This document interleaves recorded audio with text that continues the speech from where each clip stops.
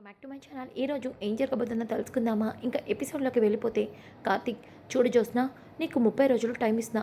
ఈ 30 రోజుల్లో నువ్వు మారి మంచిదానిలా ఉండి ఈ పెళ్లి చేసుకుంటే ఈ ఆస్తి మొత్తం నీదే అవుతుంది.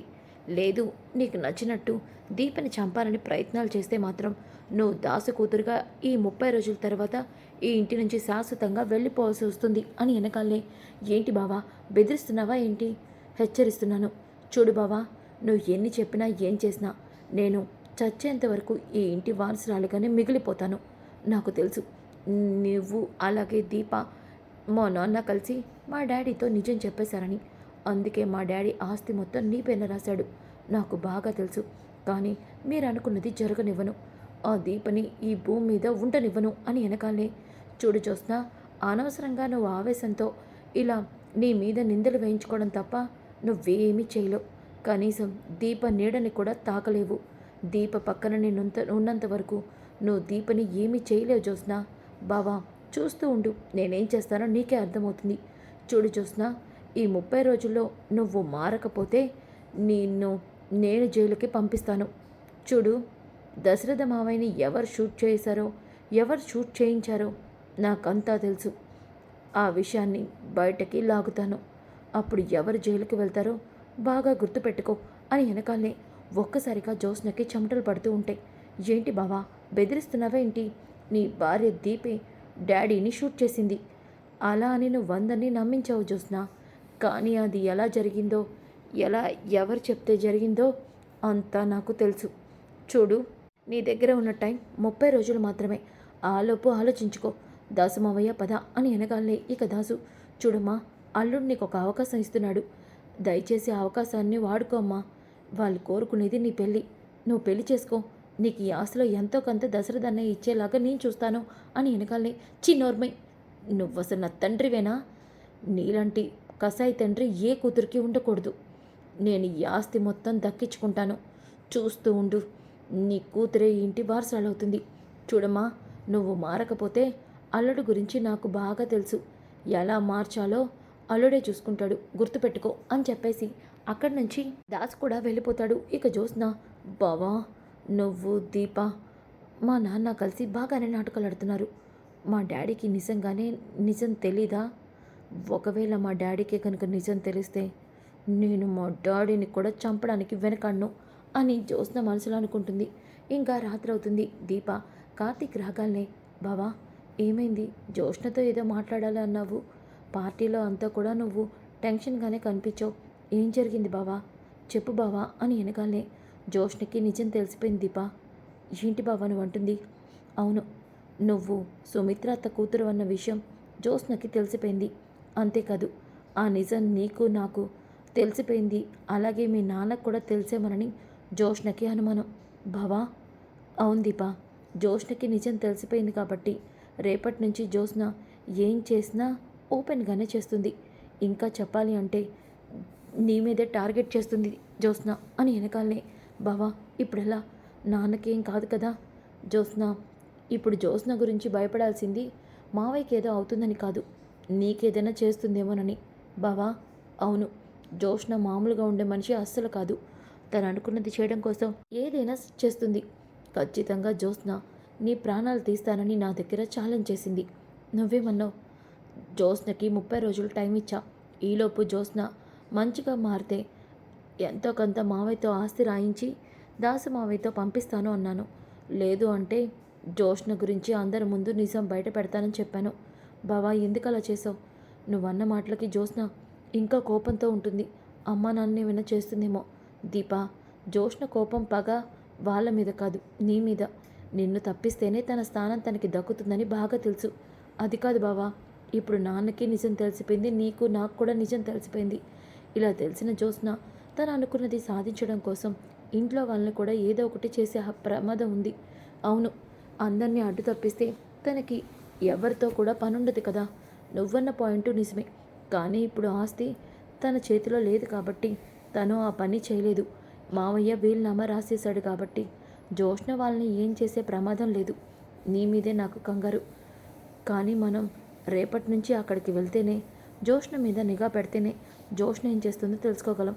కానీ మనం ఇప్పుడు అక్కడికి వెళ్తామంటే అమ్మ ఒప్పుకోదు. దాని గురించి నేను ఆలోచిస్తున్నాను అని వెనకాలనే అప్పుడే అక్కడికి కాంచన వస్తుంది. నువ్వు కరెక్ట్గానే చెప్పావురా. నిజంగానే మీరు ఆ ఇంటికి వెళ్ళడానికి నేను ఒప్పుకోను అని వెనకాలనే అమ్మా అవునరా నేను చెప్పేది నిజమే. నువ్వు కానీ దీప కానీ ఆ ఇంట్లో అడుగు పెట్టడానికి వీల్లేదు. ఇప్పటి వరకు జరిగినవి చాలు. ఇక నుంచి నా కోడలు డెలివరీ అయ్యే వరకు ఈ ఇంట్లోంచి కాలు బయట తీసి పెట్టడానికి వీల్లేదు అని వెనకాలనే ఇక దీప అత్తయ్య చూడవే ఇప్పుడు దాకా నువ్వు కడుపుతో ఉన్నావు కాబట్టి నువ్వెన్ని చెప్పినా నేను నీ మాట విని నేను ఏమీ అనలేదు. కానీ ఈ రోజు నుంచి నీ మాట నేను విన్ను. అవును మీకు ఇచ్చిన అవకాశం అయిపోయింది. చూడరా కార్తీక్ నువ్వు ఆ ఇంటికి వెళ్తే వెళ్ళు. నా కోడలు మాత్రం ఈ ఇంటి గడప దాటి వెళ్ళడానికి వీల్లేదు. అత్తగారిగా ఇది నా ఆర్డర్ అనుకుంటారో లేకపోతే ఇంకేమైనా అనుకుంటారో నాకు తెలీదు. నేను మాత్రం నిర్ణయం తీసేసుకున్నాను అని కాంచన కోపంగా వెళ్ళిపోతుంది. ఇక అనసూయ కార్తీక్ బాబు చెల్లెమ్మ బాధ ప్రేమ నీకు తెలిసే ఉంటుంది. ఆ బిడ్డ మీద ఎన్ని ఆశలు పెట్టుకుందో అని వెనకాలనే ఇక కార్తీక్ తెలుసు పెద్దమ్మ దీపతోని మాట్లాడతాలే అని అంటాడు. ఇక దీప బావా అమ్మా నాన్నని నేను చూడకుండా ఉండలేను. అది కాదు దీప బావా నేను అక్కడికి వస్తేనే నా తల్లిదండ్రులు నేను చూడగలను. 30 రోజులే అంటున్నావు కదా బావా. నేను ఈ నెల రోజులు వస్తాను బావా అని అంటుంది. ఇక కార్తీక్ సరే ఏదో ఒకటి చేయాలిగా మరదల కోసం నేనేదో ఒక ఏర్పాటు చేస్తాలే అని అంటాడు. ఇక ఉదయం అవుతుంది. ఉదయమైన తర్వాత ఇక పారిజాతమైతే డైరెక్ట్గా కాంచన దగ్గరికి వస్తుంది. రాగాలనే కాంచన పిన్ని నువ్వేంటి అని వెనకాలనే కాంచన నువ్వు మరీ ఇలా తయారయ్యావేంటి కాంచన దీపెక్కడా అని వెనకాలనే ఏమైంది మా పిన్నికి దీపని చూస్తేనే ఇంత ప్రేమను చూపిస్తుంది అని అనుకుంటూ ఉంటే అప్పుడే దీప కార్తీక్ బయటికి వస్తారు. అమ్మ దీప నిన్న అనగా నిన్ను చూశాను. ఎప్పటి నుంచి చూడలేదో. ఎలా ఉన్నావమ్మా అని వెనకాలనే అదేంటి పిన్ని నిన్న రాత్రి వరకు మేము మీ ఇంట్లోనే ఉన్నాం కదా. అవును రాత్రి నుంచి నేను దీపం చూడలేదు కదా కాంచన. అమ్మ దీప ఇప్పుడు ఎలా ఉంది? ఒంట్లో నలతగా ఏమీ లేదు కదా. అయినా మొహం ఏంటి అలా నీరసంగా ఉంది? రా కూర్చో. మీ ఇంట్లో నీకు ఇద్దరు అత్తలున్నారు. ఎవరు నీకు కడుపు నిండా తిండి పెట్టట్లేదా? పిన్ని అవునే కోడలు కడుపుతో ఉన్నప్పుడు ఎలా చూసుకోవాలో కూడా నీకు తెలీదా? అయినా ఈ ఇంట్లో ఏముంటాయి? అసలే ఎండాకాలం. ఈ ఎండకి మధ్యాహ్నం పూట దీనికి చెమటలు కూడా పడతాయి. కానీ ఏం ప్రయోజనం? ఇక్కడ ఒక ఏసీ కూడా లేదు కదా. అవును పారు నువ్వు చెప్పింది నిజమే అని వెనకాలనే కాంచన దీప బాధ్యత నాది. దీపని మా ఇంటికి తీసుకెళ్తాను. నేను దీపం చూసుకుంటాను. పిన్ని అక్కడ జ్యోత్స్న దీపని ప్రశాంతంగా ఉంచనివ్వదిగా. నువ్వెలాగో మారిపోయావు. నా కోడల మీద ప్రేమను చూపిస్తున్నావు. కానీ జ్యోత్స్న అలా కాదు కదా. దాని సంగతి నేను చూసుకుంటానే. కార్తిక్ గారితో పాటు దీప కూడా మా ఇంటికి వస్తుంది. నువ్వు ఒప్పుకో కాంచన. నీ కన్న తల్లిగా అడుగుతున్నాను అనుకో. ప్లీజ్ కాంచన అని వెనకాలనే పిన్ని నువ్వు ఇంతలా అడుగుతున్నావు కాబట్టి ఈ నెల రోజులు దీప అక్కడ రావడానికి ఒప్పుకుంటాను. తర్వాత దీప ఈ ఇంట్లోంచి వెళ్ళడానికి వీల్లేదు. సరేనే నెల రోజులు చాలు అని చెప్పేసి వెనకాలనే ఇక పారు అయితే అమ్మయ్య నా మనవరాల్ని ఈ నెల రోజులు తనివి తీరా సేవలు చేసుకోవచ్చు అని చెప్పేసి ఇక మనసులో అనుకుంటుంది.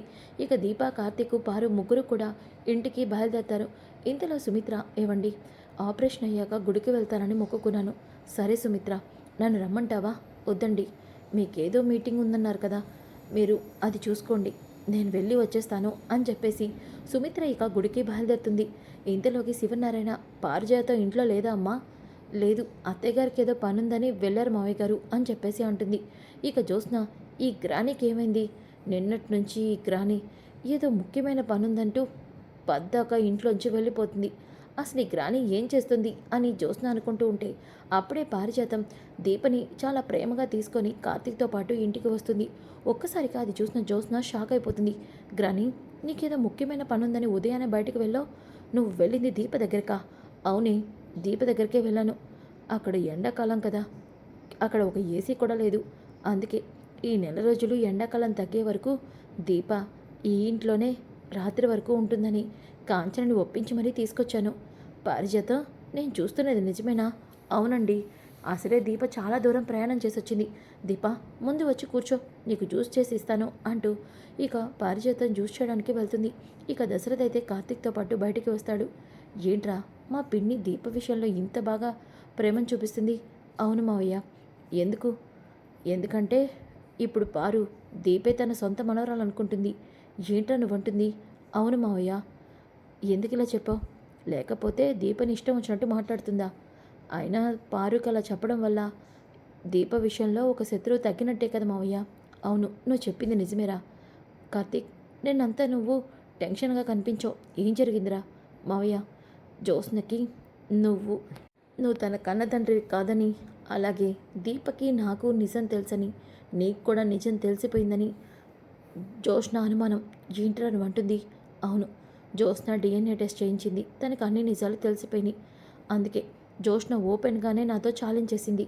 దీపని దీపని చంపి ఈ ఆస్తి దక్కించుకుంటానని. అంతకు తెగించిందా? ఇక ఉనుకునేది లేదు. ఇప్పుడే నాన్నతో నిజం చెప్పేస్తాను మావయ్య. ఇప్పుడు నువ్వు ఆ పని చేశావంటే ఖచ్చితంగా జ్యోత్స్న అనుకున్నది చేస్తుంది. అందుకే జ్యోత్స్నకి 30 రోజులు టైం ఇచ్చా. ఈ 30 రోజుల్లో జ్యోత్స్న అంతటి జ్యోత్స్నే నిజాన్ని బయట పెడుతుంది మావయ్య. ఎలారా? నేను చూసుకుంటాను కదా మావయ్య. చూస్తూ ఉండు. ఈ రోజు నుంచే జ్యోత్స్నకు టైం దగ్గర పడింది అని అంటాడు. ఇక ఇంతలోకి అప్పుడే దశరథ ఇక శివనారాయణ హాల్లో ఉంటారు. ఇక పారిజాతమైతే దీపని లోపలికి తీసుకెళ్లి దీపకైతే బోల్డన్ని సేవలు చేస్తూ ఉంటుంది. అప్పుడే జ్యోత్స్న, గ్రని నీకేమైనా పిచ్చి పట్టిందా? దీపమన్న శత్రువు. నువ్వు దీపకెందుకు అలా సేవలు చేస్తున్నావు? నోరు ముయ్యవే. ఎవరు చెప్పారు నీకు దీప నాకు శత్రువని? దీప నా మనవరాలు. గ్రని నీకేమైంది? బావ నిన్ను మాయ చేస్తున్నాడు. నీకేదో చెప్పి నిన్ను పిచ్చిదాన్ని చేస్తున్నాడు. వాడు పిచ్చిదాన్ని చేయలేదే, నువ్వు నన్ను పిచ్చిదాన్ని చేస్తున్నావు. మర్యాదగా ఇక్కడి నుంచి వెళ్ళు. నా మనవరాలకి సేవలు చేసుకోవాలి. అమ్మ దీప, ఈ ఆపిల్ తినమ్మా అని ప్రేమగా తినిపిస్తూ ఇక ఏసీ ఫుల్గా పెట్టి దీపని రెస్ట్ తీసుకోమని చెప్తుంది. ఇక జ్యోత్స్న, బావ ఖచ్చితంగా గ్రానికి ఏదో చెప్పి గ్రానీని మాయ చేస్తున్నాడు. అసలు ఏం జరుగుంటుంది అని జ్యోత్స్న ఆలోచిస్తూ కిందకి వస్తూ ఉంటే అప్పుడే శ్రీధర్ ఇంటికి వస్తాడు. రాగానే దశరథ, రా బావా, ఏదో ముఖ్యమైన విషయం మాట్లాడాలి, ఇంపార్టెంట్ పని ఉంటే బయటికి వెళ్ళొద్దు అన్నావు. దేని గురించి? సుమిత్ర సిస్టర్ ఇంట్లోనే ఉందా బావా? లేదు, సుమిత్ర గుడికి వెళ్ళింది. ఏమైంది శ్రీధర్? ఎందుకని సుమిత్ర కోసం అడుగుతున్నావు? నేను చెప్పే విషయం సుమిత్ర సిస్టర్ వింటే బాధపడుతుందని మావయ్య గారు. దేని గురించి? రాక్ మేనకోళ్ళ, నీకోసమే అనుకుంటున్నాను ఇంతలో వచ్చావు. మావయ్య, ఏం మాట్లాడుతున్నావు నువ్వు అని వెనకాలనే, లెక్కలు తేల్చడానికి పెద్ద మేడం అని కార్తీక్ అంటాడు. బావేంటి ఇలా మాట్లాడుతున్నాడు అని చెప్పేసి అనుకుంటూ ఉంటే ఇక శివనారాయణ, లెక్కలేంట్రా అని వెనకాలనే, అదే మావయ్య గారు, మీరు రెస్టారెంట్స్ బాధ్యతని నాకు అప్పగించారు కదా. నేను సీఈఓ అయిన తర్వాత రెస్టారెంటు ఎందుకు నష్టాల్లోకి వెళ్ళిందో వాటికి సంబంధించిన అకౌంట్స్ అన్నిటినీ కూడా చెక్ చేశాను. దానికి సంబంధించిన విషయం చెప్దామనే వచ్చాను అని వెనకాలనే జ్యోత్స్న షాక్ అయిపోతుంది. ఆ కాశీగాడు మావయ్యతో అన్ని నిజాలు చెప్పేసినట్టున్నాడు. ఆ ఫైల్ తీసుకొని మావయ్య ఇక్కడికి వచ్చినట్టున్నాడు. ఇప్పుడు నేనేం చేయాలి అని టెన్షన్ పడుతూ ఉంటే ఇంతలోకి దీప, పారిజాతం గారు, కింద మావయ్య గారు ఒక గొంతు వినిపిస్తుంది. మావయ్య గారు వచ్చారా? అవుననుకుంటే ఏదో జరుగుతున్నట్టుంది. అందరూ హాల్లోనే ఉన్నారు. మనం కూడా వెళ్దాం పదండి అని పారిజాతం దీప కూడా ఇక వస్తూ కిందకి వస్తూ ఉంటారు.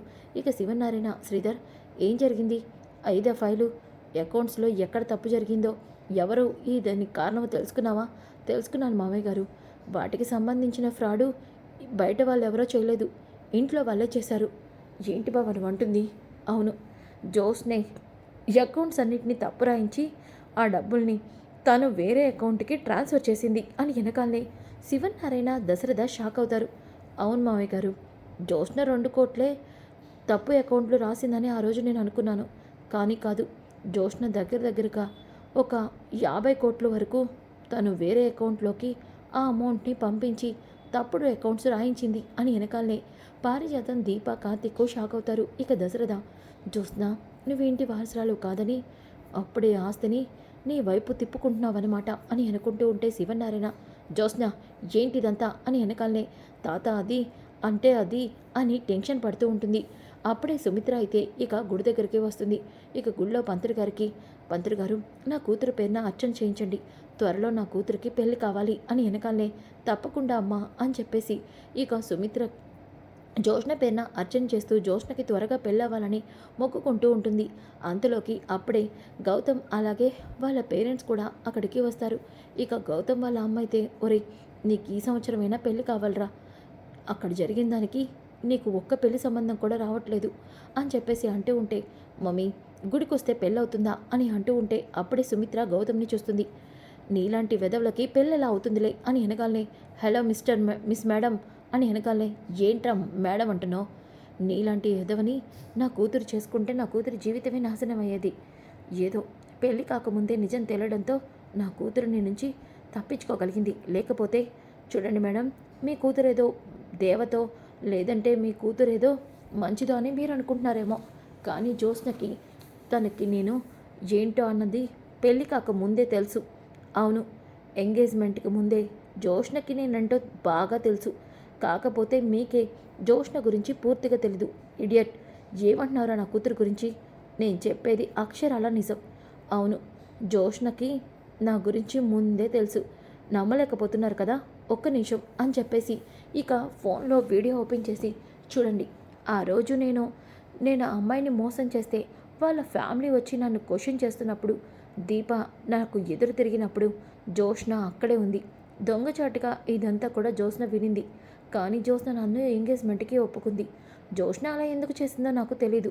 కానీ తర్వాత నాకు అర్థమైంది, జ్యోత్స్నకి దీప అంటే పడదు. తననే అందరి ముందు ఫూల్ చేయడానికే జ్యోత్స్న అలా నటించింది. ఈ వీడియో ఎప్పటికైనా యూజ్ అవుతుంది, మీ ఫ్యామిలీకి చూపిద్దామనే నా ఫోన్లో పెట్టుకున్నాను. ఇంకొక విషయం చెప్తాను వినండి. జ్యోత్స్న దీప మీద చాలా పగుంది. ఆ రోజు దీప మీద కత్తితో అటాక్ జరిగింది. అది కూడా జ్యోత్స్న నాకు చెప్పితేనే నేను దీప మీద అటాక్ చేయించాను. జ్యోత్స్న మాత్రం అస్సలు మంచిది కాదు. తను చాలా పెద్ద కన్ని. మీ ఫ్యామిలీలో ఉంటూనే తన వెనుక ఏదో పెద్ద ప్లానే ఉంది. ఆ విషయాన్ని మీ కూతురు గురించి మీరు తెలుసుకోండి. మీ కూతురికి పెళ్ళే కాదు, ఎందుకంటే నేనైనా అమ్మాయిల్ని మోసం చేస్తా, కానీ నీ కూతురు మీ సొంత ఫ్యామిలీనే మోసం చేస్తుంది అని వెనకాలనే సుమిత్ర గుండె పగిలినంత పనవుతుంది. ఇక పంతులు గారు వచ్చి, అమ్మ అర్చన అయిపోయింది, ప్రసాదం తీసుకోండి. అవసరం లేదులే పంతులు గారు, తెలిసిందిగా ప్రసాదం ఇంటికెళ్ళి తింటారు అని అంటూ ఉంటాడు. సుమిత్ర చాలా బాధపడుతూ, దీప ఈ పెళ్లి కొడుకు మంచివాడు కాదని చెప్తున్న మాటలు జ్యోత్స్న, లేదు మమ్మీ, దీప నా జీవితాన్ని నాశనం చేసింది, ఇవన్నీ కూడా గుర్తు తెచ్చుకొని సుమిత్ర చాలా కుమిలిపోతూ కారులో ఇంటికైతే బయలుదేరుతుంది. ఇంకొక పక్కన శివనారాయణ, నర్మయ్, ఇంకా ఏం మాట్లాడుతున్నావు? ఇంత జరుగుతూ ఉంటే కూడా ఇంకా బుకాయిస్తావా? ఇన్ని కోట్లు ఎందుకు నష్టం తెప్పించి నీ వేరే అకౌంట్కి ట్రాన్స్ఫర్ చేసావు? చెప్పు, ఎందుకు ఇదంతా చేసావు? అసలు నువ్వు చేసే పనులన్నీ చూస్తూ ఉంటే అసలు నువ్వు నా మనవరాలువా కాదా అని నాకు ఎన్నోసార్లు అనుమానం వచ్చింది. ఇది జరిగాక చేశాక ఇక నా అనుమానం ఇంకా రెట్టింపైంది. ఎందుకు ఇలా చేసావు? ఎప్పటికైనా ఈ యావదస్తి నీదే. అయినా సరే నువ్వు ఇలాంటి పని చేసావంటే ఏమనుకోవాలి అని వెనకాలనే ఇక పారిజాత, ఏమనుకోవడం ఏంటండి, ఈ పాపిష్టి దాని బుద్ధులు మంచివి కాదు. ఇది అనుకున్నది చేయడం కోసం ఏదైనా చేస్తుంది. ఇంకా అలా చూస్తున్నారేంటి? దశరథ, దీన్ని చేసే తప్పులనే నీకు తెలిసిపోయింది కదా. ఈ 15 నెలల తర్వాత ఆస్తి దీపకి చెల్లుతుందని చెప్పావు కదా, అదేదో ముందే దీప పేరున రాసేయి అని వెనకాలనే గ్రాని, అవునే, నీలాంటి దానికంటే దీపకి ఆస్తి ఇవ్వడమే మంచిది. దశరథ, ఆస్తి దీప పేరున రాసేయి అని అంటూ ఉంటే ఇక దశరథ, జ్యోత్స్న, అసలు ఏం చేస్తున్నావు నువ్వు? అర్థమవుతుందా నీకు? అంటే అది డాడీ అని అంటూ ఉంటే ఇక అప్పుడే సుమిత్ర ఇంటికి వచ్చి జ్యోత్స్న చంప పగలగొడుతుంది. దాంతో ఇంట్లో అందరూ కూడా షాక్ అయిపోయి అలా చూస్తూ ఉంటారు. మమ్మీ, నోర్బై, మాట్లాడకు, నిన్ను చూస్తుంటేనే అసహ్యం వేస్తుంది. నువ్వు నా కూతురువా అని నాకే అనుమానం వస్తుంది. మమ్మీ, సుమిత్ర ఏంటి ఇలా మాట్లాడుతుంది అని దశరథ అనుకుంటూ ఇక కార్తీక్, అత్త, ఏం జరిగింది? పిచ్చిదాన్ని చేసిందిరా నా కూతురు నన్ను. దీప విషయంలో నేను పిచ్చిదాన్ని అయిపోయాను. అందుకేరా ఈరోజు కళ్ళు తెరుచుకొని ఇలా ప్రవర్తిస్తున్నాను. సుమిత్ర, ఎందుకు ఇలా ఆవేశపడుతున్నావు? ఆవేశపడటం కాదండి, నా కూతురు మనల్ని ఎంత మోసం చేసిందో తెలిసి తట్టుకోలేక దాన్ని కొట్టానండి. అవును. అమ్మ సుమిత్ర, ఏం జరిగింది? మావయ్య గారు, జ్యోత్స్న చెప్పినవన్నీ అబద్ధాలే. అవును, ఆ రోజు గౌతమ్ మంచివాడు కాదని దీపం మనతో చెప్పింది. అప్పటికే జ్యోత్స్నకి గౌతమ్ ఎలాంటి వాడో తెలుసు. కానీ మనందరి ముందు నిశ్చితార్థానికి ఒప్పుకొని జ్యోత్స్న కావాలనే దీపతో ఎంగేజ్మెంట్ ఆపేలా చేయించి దీప మీద అందరికీ కోపం వచ్చేలా చేసింది. దీపని మనం అందరం ఆశయించుకునేలా చేసింది. కానీ జ్యోత్స్నకు మాత్రం గౌతమ్ గురించి ముందే నిజం తెలుసు. తెలిసి కూడా రెండోసారి కూడా ఎంగేజ్మెంట్కి ఒప్పుకుంది. అంతేకాదు మావయ్య గారు, ఆ రోజు దీపం మీద కత్తితో అటాక్ చేసింది ఎవరో కాదు, జ్యోత్స్న చెప్పడం వల్లే ఆ గౌతమ్ రౌడీలతో ఈ పని చేయించాడు. ఇదంతా జ్యోత్స్న చేసిన కుట్ర మావయ్య గారు అని వెనకాలనే ఒక్కసారిగా పారిజాతం, ఈ విషయం నాకు ముందే తెలుసు, ఇది పాపిష్టి మొహంది అని అంటూ ఉంటే, అత్తయ్య గారు ఏమంటున్నారు మీరు? అంటే సుమిత్ర అది అని వెనకాలనే శివనారాయణ, పారిజాతం, మర్యాదగా నిజం చెప్పు. అవునండి, జ్యోత్స్నకి గౌతమ్ గురించి ముందే తెలుసు. మరి నువ్వెందుకు చెప్పలేదు? ఇది నన్ను చెప్పొద్దని ఒట్టేయించుకుందండి. అందుకే నేను చెప్పలేదు అని అనగానే ఒక్కసారిగా కార్తీక్, జ్యోత్స్న ఈరోజు నుంచే అందరి ముందు దోషిగా నిలబడ్డావు అని చెప్పేసి మనసులో అనుకుంటూ ఉంటాడు. సో ఫ్రెండ్స్, అప్కమింగ్ ఎపిసోడ్స్ ఇలాగే చాలా చాలా ఇంట్రెస్టింగ్గా ఉంటాయి. Don't miss. ఈ వీడియో నచ్చితే లైక్ చేయండి, షేర్ చేయండి. Thanks for watching. ఇక బ్యాక్ టు మై ఛానల్. ఈరోజు ఏం జరగబోతుందో తెలుసుకుందామా? ఇంకా ఎపిసోడ్లోకి వెళ్ళిపోతే కార్తీక్